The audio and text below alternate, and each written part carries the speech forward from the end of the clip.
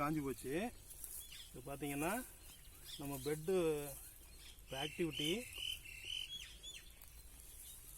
அப்படியே கையால் எடுத்துடலாம். ஓ பிடிக்கிறேன் இத்தனை. ஓகே. ஸோ நமக்கு வந்து இந்த மண்புழு இருக்கிற இவங்க பண்ணுற வேலை நமக்கு வந்து கையால் தோண்டி எடுக்கிற மண்வெட்டியே நமக்கு தேவையில்லை. நம்ம ஊர் மண்புழு மாதிரி இருக்கே, நேட்டிவ் இங்கே உள்ளது.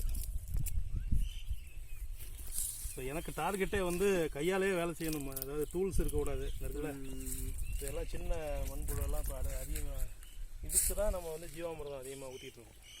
நேரத்தில் காஞ்சி தான் இருக்கணும். ஆமாம், இதுதான் மெச்சூர்டு ஸ்டேஜ். இதை சீடு மாற்றணும்னா இப்போ நம்ம மார்க்கெட்டில் என்ன வருது, இதை கட் பண்ணிவிட்டு கொடுத்துருவாங்க.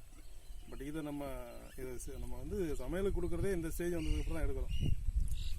என்ன சீடுக்குன்னா இதை கொண்ட நிழலில் ஒரு 3 மாதம் போட்டுருவோம். அப்போ தான் இந்த ரெட்டிஷ் வந்து க்ரீனிஷாக மாறும். அப்போ தான் சீடு குவாலிட்டி. எஸ். அப்படியே வைக்கணுமா இல்லை கட் பண்ணிக்கணுமா?